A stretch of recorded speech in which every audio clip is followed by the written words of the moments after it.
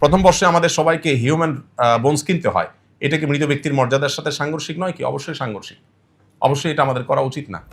এখন বিকল্প যদি কোনো পথ আপনার কাছে না থাকে, কিন্তু যদি আপনি বাধ্য হন শেখার প্রয়োজনে, বিক্রি ডেফিনেটলি আপনি করবেন না, আপনি দান করবেন অন্য কোনো স্টুডেন্টকে, সাদাকা করে দিবেন যে তুমি এ করো। কিন্তু এটাও মানব দেহ নিয়ে এই এক্সপেরিমেন্ট, এটার বিকল্প যেহেতু আছে, পৃথিবীর উন্নত দেশগুলোতে আমরা জানি যে তারা ডামি দিয়ে তাদের এই কাজটা সারে, তো আমরা কেন সেটা করব না? আমাদের এটার জন্য দরকার কথা ওঠানো, দরকার ভয়েস রেজ করা, দরকার এটার জন্য আমাদের প্ল্যান প্রোগ্রাম করা, যাতে বিকল্প পথ পাই।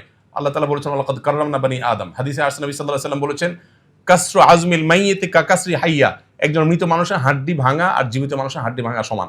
এখানে সমান বলতে কি বোঝানো হয়, এটা নিয়ে বিরাট বিস্তারিত ব্যাখ্যা বিশ্লেষণ আছে স্কলারদের ভিতরে। একটা হলো যে মৃত মানুষের শরীর নিয়ে কাটাছেঁড়া করা, এই যে আমাদের পোস্টমর্টেমের যে ইয়েটা আছে, এ জাতীয় যত আপনার কার্যক্রম আছে, এগুলো এই হাদিসের আলোচনা অনেক ওলামায়ে কেরাম নিষিদ্ধ বলেন, যদিও এর অন্য ব্যাখ্যাও আছে, আমি ডিটেইলে যাচ্ছি না। এরপরে প্রশ্নের উত্তর হলো যে বাসায় মা মেয়েদেরকে বা স্ত্রীকে নিয়ে যদি জামাতে নামাজ পড়েন, একামত দেওয়ার প্রয়োজন আছে কিনা? একামতের কনসেপ্ট আমাদের বুঝতে হবে। একামতটা কি? একামতটা হলো আমি নামাজে দাঁড়াচ্ছি, কেউ যদি আমার সাথে এসে শামিল হওয়ার সুযোগ থাকে সেজন্য আসে, তার জন্য তাকে ডাক দেওয়া, জানান।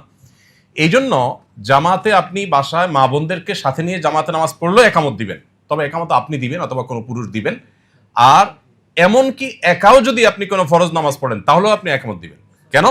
কারণ নবী করিম সাল্লাল্লাহু আলাইহি সাল্লাম এই সম্পর্কে হাদিসে কিন্তু পরিষ্কারভাবে নির্দেশ করেছেন যে একটা লোক যদি একাকী থাকেন, কোথাও কোনো মানুষ নেই, জনমানব শূন্য জায়গা, তিনিও যদি এখানে নামাজ পড়েন, তিনি একামত দিবেন। তার একামতের মিনিং হবে, আজান মিনিং হবে যে কেউ যদি আমার আওয়াজ শোনো, কোনো মানুষ যদি থাকে, সে যেন আমার সাথে এসে শামিল হোক, কেউ শামিল না হোক, একামত দিলে সে সওয়াব পাবে। এই জন্য একাও যদি ফরজ নামাজ একা পড়েন, তারপরে একামত দিয়ে পড়াটাই হলো সুন্নাহ। অতএব মা বোনরা জামাতের সাথে পড়লে তো অবশ্যই একামত দিবেন।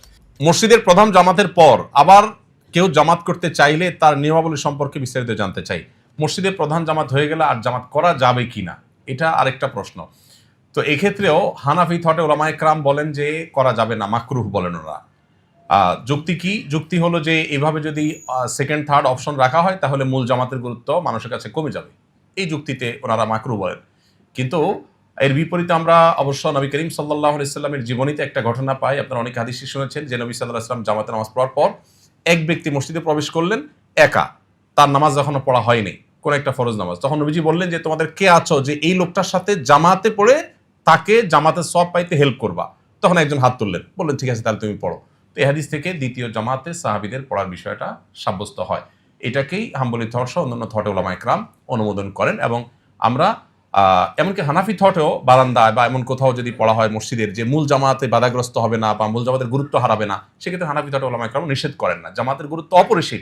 1 টাকা যদি আমি 27 টাকা পাই, আমি কি দুঃখে 1 টাকার অপশন নিতে যাব, যেখানে সালাতুল জামাআতে তাফজুলু সালাতুল ফজর বি27 দারাজা। নবীজি বলেছেন একা নামাজ পড়লে মানুষ 1 গুণ সওয়াব পেলে জামাতে নামাজ পড়লে 27 গুণ সওয়াব হয়।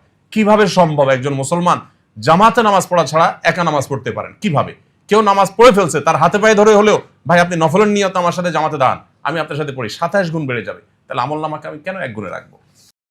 আস-সুন্নাহ ফাউন্ডেশন, উম্মার স্বার্থে সুন্নাহর সাথে।